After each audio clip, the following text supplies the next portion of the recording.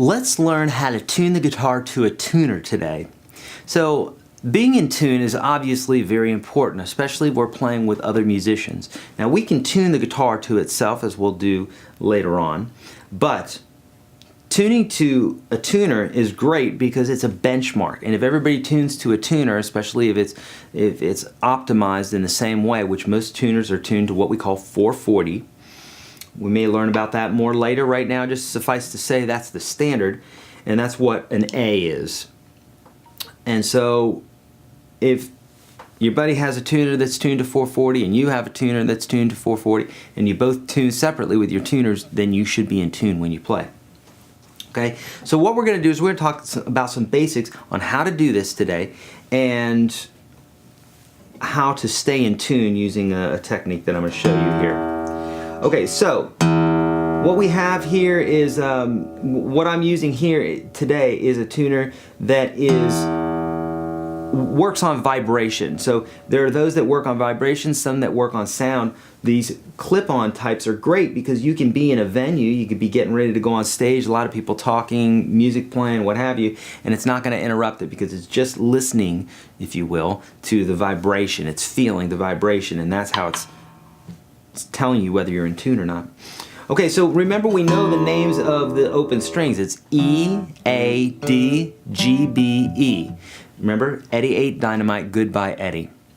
Now, if you have a tuner like mine, some of them will have some letters at the bottom that might say like C, V, G, U, B. That's like chromatic, bass, violin, ukulele, guitar, etc. Sometimes it's not like that.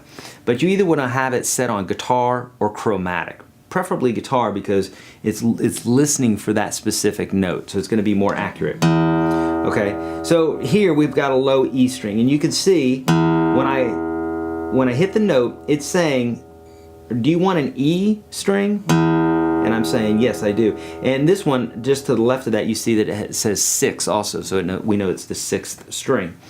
Every tuner is different, so it's really hard to say. You're going to have to get acclimated to your tuner, but suffice to say that they all want to tune something, you know, basically it always wants to go to the middle. We're trying to get this set of lights right in the middle, but we do need to be wary of what note it's asking for. So for instance, if this was set on chromatic and we were hitting this and this was a D that I was playing, then we might tune it up and it would look like it's in tune because the needle's right in the middle, but we're tuning to a D. So you need to make sure that what's showing up here is the actual name of the string. In this case here it's an E because it's an E string. Then we tune. So here notice that that little light there is going up as we go up in pitch. And the idea here is that we want it to not go over. So that's sharp. See where it went in the red there? That's sharp, so we want it to go back a little bit. There's a few tricks to doing that. Number one, you can take your strings and give them a little bit of a stretch. And what that'll do is that will typically pull out any slack that's in this area or over here. Minimal amount of slack, but enough to put it out of tune. And then pick again, and hopefully that will put you where you need to be. And so right there, that's still slightly sharp. So I'm gonna bring it below. And here's the rule. What you want to do is you always want to tune up to a note. So what I did is I just dropped it below, stretched the string. Now I'm going to tune up. And as you're going to see later on,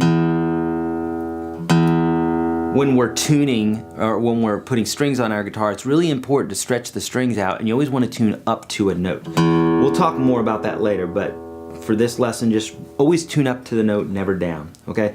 So it looks like our E is slightly sharp, so I'm giving this a little stretch here. Now you can also hit the harmonic.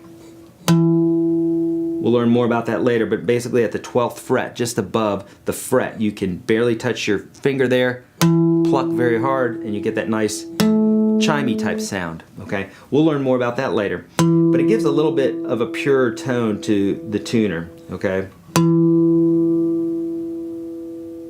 so that looks like it's in tune. Let's do the A.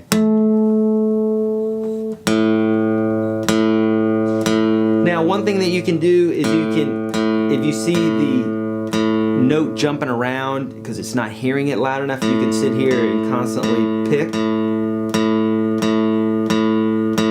going to see it just the same. You know, you don't want to pick too hard, because if you do, there's a phenomenon that happens with a string where it actually goes out of pitch for just a moment, okay? It goes, typically it goes up in pitch and then back down.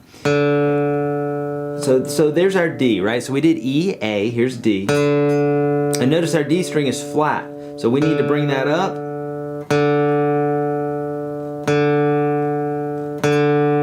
To right there. That's where we want to be, okay? Here's G. So our G looks like it's in tune. Good.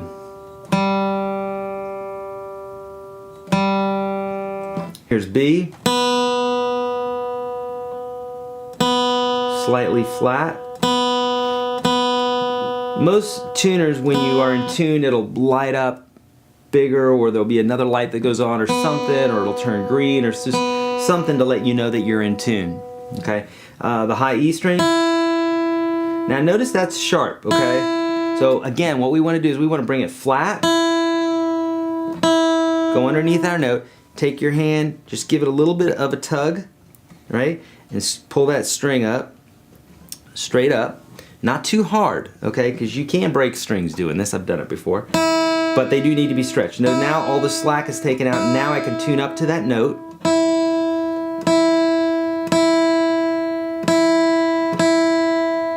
And now we're good. So now we're pretty much in tune. Usually when you use a tuner like this, you're going to get very close, and then what you want to do is you want to do some adjustments with chords, etc. As you get to playing more and you get to be a better player, and you're more tuned to the guitar, like your mind, your body, your soul, everything, you're like, that doesn't quite sound right. And this is going to happen as you get to playing more, and you're going to use chords, maybe scales, or some other ways to tune also. And between those two things, or two or three different methods, you'll really be able to refine the tuning of your guitar. But we really want to learn to use a tuner to start, and then we'll go on to some of the other methods of tuning the guitar. So your takeaway from this, your practice, is to take your guitar, tune it to the best of your ability.